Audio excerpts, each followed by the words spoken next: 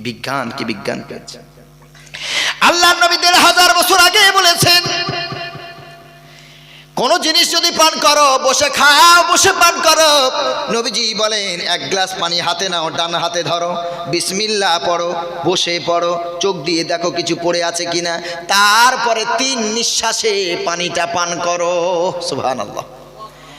আজ বর্তমানে যারা ডাক্তার আছেন গিয়ে জিজ্ঞাসা করবেন কত বড় বিজ্ঞানী নবী, কত বড় সায়েন্টিস্ট নবী গো। আমার নবী ১৫০০ বছর আগে বসে খাওয়ার কথা বলেছেন, ধীরে ধীরে খাওয়ার কথা বলেছেন। বর্তমানে যারা পেপটিক আলসারে ভুগছেন, ডিওডিনাম আলসারে ভুগছেন, লিভারে আলসার হয়েছে, পাকস্থলীতে আলসার হয়েছে, ঘা হয়েছে, ও মুসলমান, মেডিকেল সায়েন্স বলেছে যারা দাঁড়িয়ে দাঁড়িয়ে খায়, যারা তাড়াহুড়া করে খায়, আলসার তাদেরই বেশি হয়। ১৫০০ বছর আগে আমার বিজ্ঞানী নবী বলে গেছে বসে খাও, কারণ দাঁড়িয়ে খেলে এই যে খাদ্য নালীটা সম্পূর্ণ স্ট্রেট থাকে, মানুষ যা খায় তার মোশন, তার গতিটা গিয়ে স্টোমাকে এত জোরে ধাক্কা মারে, খেতে খেতে ওই জায়গায় ধাক্কা খেতে খেতে ওখানে ঘায়ের ক্ষতের সৃষ্টি হয়, ওটাকে আলসার বলে। এই আলসার যদি না সেরে ক্যান্সারে হয়, there is no answer. Cancer হলে তার মিনহা খলাকনাকুম ছাড়া উপায় নাই। যদিও ক্যান্সারের ওষুধও আল্লাহ পৃথিবীতে দিয়েছেন, আল্লাহর নবী বলেছেন এমন কোনো রোগ নাই যার ঔষধ আল্লাহ তাআলা দুনিয়ায় পাঠাননি। জোরে বলেন সুবহানাল্লাহ। গবেষণা চলছে, এডস নিয়ে গবেষণা চলছে, করোনা নিয়ে গবেষণা চলছে, সব ওষুধ আছে দুনিয়াতেই আছে। তারা পাতা এটা ওটা নিয়ে গবেষণা করছে, খুঁজতে খুঁজতে পেয়ে যাবে। ভাইয়ের আমার দয়ার নবী মুহাম্মদুর রাসূলুল্লাহ সাল্লাল্লাহু আলাইহি ওয়াসাল্লাম এত বড় বিজ্ঞানী। গাছের যে প্রাণ আছে, জগদীশচন্দ্র বসু না, ওর দাদুর যখন জন্ম হয় নাই তার আগে আমার নবী গাছের প্রাণ আছে প্রমাণ করেছেন। গাছ যে জীবন আছে আমরা জানি না, জানি না। গাছ যে ব্যথা অনুভব করে আমরা জানি না, জানি না। এটা বলল কে? ইতিহাস পড়ে আমরা শিখেছি জগদীশচন্দ্র বসু। কিন্তু জগদীশচন্দ্র বসু চুরি করলো কোথা থেকে? ইতিহাস পড়ে আমরা জেনেছি আমার নবীর জিন্দেগি থেকে। জোরে বলেন না সুবহানাল্লাহ। জগদীশচন্দ্র বসু জানলো কি করে গাছ কাঁদতে পারে, গাছ ব্যথা অনুভব করে, গাছের প্রাণ আছে, জানলো কি করে? আমার নবীর হাদিস থেকে ধার করেছে। আল্লাহর নবী মক্কা থেকে মদিনায় চলে গেলেন হযরত আবু বকরকে সাথে নিয়ে। মদিনায় যাওয়ার পথে একটা জায়গা এলো, যে জায়গার নাম হলো কুবা। ওই কুবা নামক জায়গায় গিয়ে নবীজি নামাজের সময় হলো, দুটো সন্তান, দুটো যুবক ওই জায়গায় বসে কাজ করে।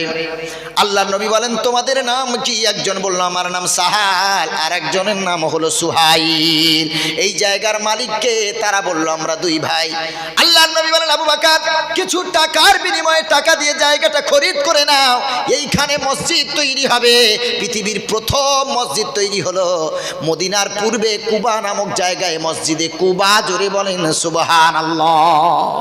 মসজিদে কুবা তৈরি হলো। ওই ছেলে দুটো বলল আমরা পয়সা নিতে চাই না, ফ্রিতে দিতে চাই। আল্লাহ নবী বলেন আবু বকর না না না, পয়সা দিয়ে জায়গা কিনে মসজিদের নামে ওয়াকফ করে দাও। মসজিদের নামে ওয়াকফ করা হয়ে গেল, মসজিদ তৈরি হয়ে গেল। পাথরের মসজিদ না, এমন করে টাইলস লাগানো মসজিদ না। আল্লাহর নবী খেজুর গাছ কাটলেন, ওর পাতা দিয়ে নবী ছাউনি বানালেন, বেড়াগুলো দিয়ে, ওই ডালগুলো দিয়ে নবীজি মসজিদের বেড়া তৈরি করলেন। নিচে শুধু বালি, নিচে শুধু বালি, কাদা। আল্লাহর নবী সাহাবী সে সঙ্গে নিয়ে ওইখানে নামাজ আদায় করতেন। আর যে শুকনো মরা খেজুর গাছ যেটা কেটেছিল, ওই খেজুর গাছটা বাইতুল মুকাদ্দাস মসজিদুল আকসার দিকে মুখ করে পুঁতে দেওয়া হলো। আল্লাহর নবী নামাজ পড়তেন, আর ওই খেজুর গাছে দাঁড়িয়ে দাঁড়িয়ে হেলান দিয়ে ওয়াজ করে শোনাতেন, নসিহত করতেন। একদিন ঘটনা হলো, কিছু সাহাবী বিদেশ ভ্রমণ করে এসে বলছেন ইয়া রাসূলুল্লাহ, ইয়া হাবিবাল্লাহ, আমরা বিভিন্ন জায়গায় ঘুরলাম, ওই জায়গার নেতা মন্ত্রী যারা, তারা দামি দামি চেয়ার সিংহাসনে বসে তারা তাদের বড়াই করে, তারা তাদের বক্তব্য দেয়, গ্রামগঞ্জ চালায়, দেশ চালায়। ইয়া রাসূলুল্লাহ, ইয়া হাবিবাল্লাহ, রাসূলুল্লাহ, আপনি তো রাহমাতুল লিল আলামিন, আপনি সকল নেতার নেতা গো, আপনি দাঁড়িয়ে দাঁড়িয়ে হেলান দিয়ে ওয়াজ করবেন, আমাদের বড় কষ্ট হয়, আমরা বড় গরিব, আমরা আপনার জন্য ময়ূর পালক খচিত সিংহাসন করে দিতে পারবো না, আমরা স্বর্ণের চেয়ার বানিয়ে দিতে পারবো না, আমরা মতি মুক্তার চেয়ার বানিয়ে দিতে পারবো না, রূপার চেয়ার বানিয়ে দিতে পারবো না, তবে রসুল যদি আপনি অনুমতি প্রদান করেন, ইজাজত দেন, আমরা মাটির মিম্বার তৈরি করে দিই, আপনি আজ থেকে খেজুর গাছে হেলান না দিয়ে দাঁড়িয়ে না থেকে মাটির মেম্বারে বসে আমাদের ওয়াজ করে শোনাবে। মাটির মেম্বার তৈরি হয়ে গেল। আল্লাহর নবী খেজুর গাছের হেলান ছেড়ে মাটির মেম্বারে বসলেন, ওয়াজ করছেন, সাহাবীরা শুনছেন, সাহাবিয়ারা শুনছেন। হঠাৎ করে একটা কান্নার আওয়াজ ভেসে এলো গো মুসলমান। নবীজি সাহাবীদেরকে লক্ষ্য করে বলে, সাহাবীরা তোমরা কি কেউ কাঁদো? সব সাহাবীরা বলে, না আমরা কাঁদি না, আমাদের বিবি বাচ্চাও কাঁদে না। কোথা থেকে কান্নার আওয়াজ? নবীজি দেখেন সাহাবীদের চোখে পানি নাই, সাহাবিয়াদের চোখে পানি নেই, কোনো বাচ্চা কাঁদে না, কোনো বাচ্চা কাঁদে না। আমার নবী বসে আছেন, হঠাৎ করে ডান কাঁধে এক ফোঁটা পানি পড়েছে। আল্লাহর নবী মাথা উঁচু করে দেখেন, এটা কোনো মানুষের চোখের পানি নয়, ওই যে মরা শুকনো খেজুর গাছকে নবীজি নিজ হাতে কেটে নিয়ে দেওয়ালে পুঁতে দিয়েছিল, ওই শুকনো খেজুর গাছ ঝরঝর করে কান্না করছে। আল্লাহর নবী বলেন গাছ, অবাক হয়ে নবীর সাথে গাছের কথা হয়, সুবহানাল্লাহ পড়েন। নবীর সাথে গাছের কথা হয়। আল্লাহ নবী বলেন, ওরে খেজুর গাছ, তোরে তো জীবন ছিল না, কিছুই ছিল না, কে তোরে জীবন দিয়েছে বল? আমি নবী নিজে হাতে তোরে কেটে এনেছি, তুই তো ছিলিস মুর্দা, তুই তো ছিলিস মৃত, বল তোরে কে জীবন দিয়েছে বল? খেজুর গাছ কেঁদে উঠে বলে, ইয়া রাসূলুল্লাহ, আমি ছিলাম মৃত, আপনি যেদিন আমাকে কেটে নিয়ে পশ্চিমে দেওয়ালিতে পুঁতে দিয়েছিলেন, ইয়া রাসূলুল্লাহ, আমি ওই দিন যেদিন প্রথম আমার গায়ে আপনি হেলান দিয়েছিলেন, আপনার শরীরের বরকতে, আপনার স্পর্শের বরকতে আমার আল্লাহ, আমি মৃত ছিলাম, আপনার ওসিলায় আমাকে জীবন দান করেছে। জোরে বলেন না সুবহানাল্লাহ। দরুদ শরীফ পড়েন, আল্লাহুম্মা সাল্লি আলা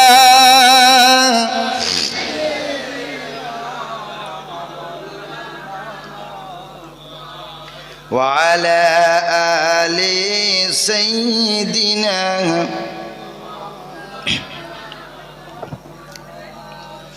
জামানা দিওয়ানা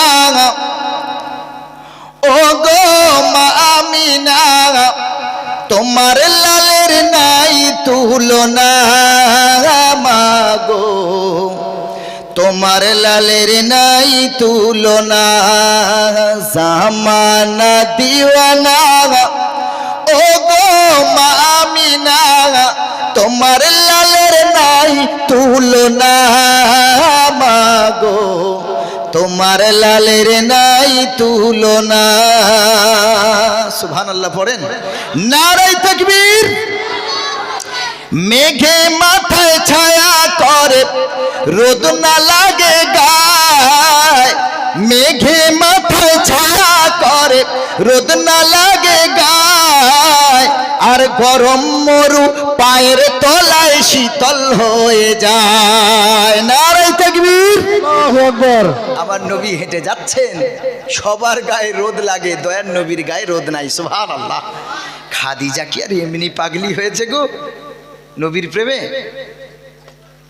আবার শোনাই, মেঘে মাথা ছায়া করে, রোদ না লাগে গায়, আর গরম মরু পায়ের তলায় শীতল হয়ে যায়, নূরানি বদনে হাওয়া চলে সনসনে, নূরানি বদনে হাওয়া চলে সনসনে, খেজুর পাতা হেলায় সব ডানা মাগো, তোমার লালের নাই তুলনা, জামানা দিওয়ানা ও গো মা আমিনা, তোমার লালের নাই তুলনা মাগো, তোমার লালের নাই তুলনা।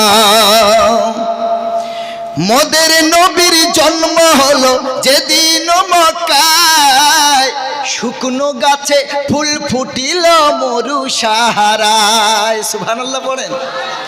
ওগো মোদের নবীর জন্ম হলো যেদিন মক্কায়, শুকনো গাছে ফুল ফুটিল মরু সাহারায়।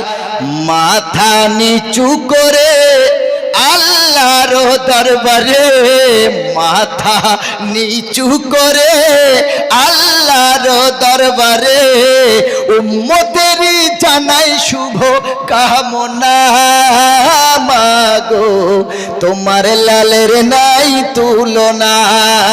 জামানা দিওয়ানা ওগো মামিনা, তোমার লালের নাই তুলনা মাগো, তোমার লালের নাই তুলনা। নারে তাকবীর। খেজুর গাছকে নবী বলছে, গাছ কে তোরে জীবন দিল? বলে ইয়া রাসূলুল্লাহ, ইয়া হাবিবাল্লাহ, আপনার স্পর্শের বরকতে আল্লাহ আমার ভিতরে জীবন দান করেছে। জোরে বলেন সুবহানাল্লাহ। তবে খেজুর গাছ কেন কাঁদিস বল?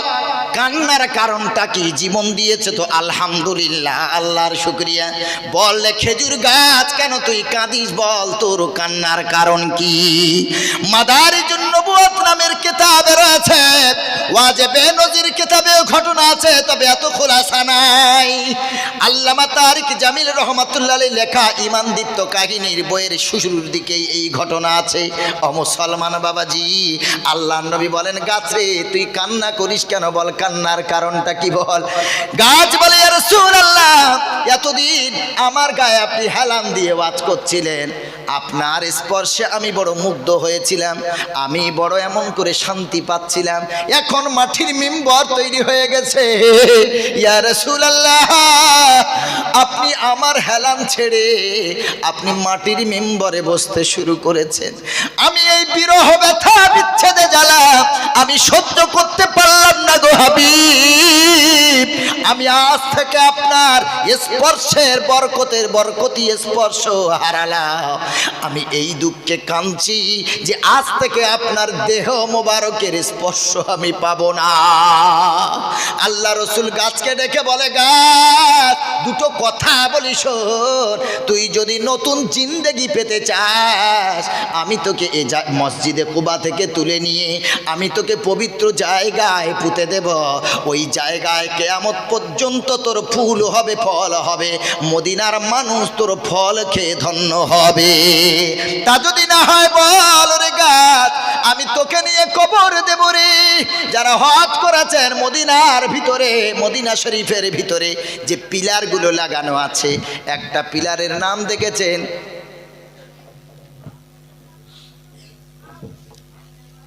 কি, হান্নানা নামক, ভুলে যাচ্ছি নামটা, ওই খেজুর গাছের নামের পিলার, ওটা উস্তুনে হান্নানা। এই উস্তুনে হান্নানা নিয়ে গজল আছে। উস্তুনে হান্নানা যারা হজে গিয়েছেন, নবীজির রওজার কাছাকাছি একটা পিলার দেখবেন, তার সেই প্রত্যেকটা পিলারের এক এক নাম আছে। ওই এক একটা পিলারের নাম দেখবেন উস্তুনে হান্নানা, ওটা ওই খেজুর গাছের নামেই। সুবহানাল্লাহ পড়ে। সুবহানাল্লাহ। আল্লাহ নবী বলেন, গাছ রে তুই যদি দুনিয়ার জিন্দেগি না চাস, আমি নবী তোকে তুলে নিয়ে কবর দেব রে। কিয়ামতের দিন তুই আমার সাথে জান্নাতে যাবি। খেজুর গাছ মুচকি হেসে কান্না বন্ধ করে বলে, ইয়া রাসূলুল্লাহ, আমি দুনিয়ার পচা জিন্দেগি চাই না গো হাবিব। আপনি আমাকে কবর দেন, পুঁতে দেন, মাটির তলায় দাফন করে দেন। কিয়ামতের দিন মানুষ উঠবে, আমি খেজুর গাছ উঠব। আমি খেজুর গাছ আপনার সাথে জান্নাতুল ফেরদাউসে গিয়ে জান্নাতের মেহমানদের আমি আমার খেজুর খাইয়ে ধন্য হতে চাই। নারে তাকবীর। ও ভাইরা, এজন্য করে বলবো, গাছের যে প্রাণ আছে, গাছে প্রাণ আছে। এটা আমাদের নবী জগদীশ চন্দ্র বসু বলেছেন গাছের প্রাণ আছে, ব্যথা অনুভব করে। আর আমাদের আখেরি পয়গম্বর শুধু প্রাণ আছে নয়, আমার নবী মরা আস্ত শুকনো গাছকে কাঁদিয়ে কথা বলিয়ে দেখিয়ে প্রমাণ করেছে। সুবহানাল্লাহ। সব তো নবীর থেকে ধার করা, সব ধার করা। এত সহজ ইসলাম বিজ্ঞানে ভরা। এই জন্য ইসলাম ধর্মটা হলো শান্তির ধর্ম।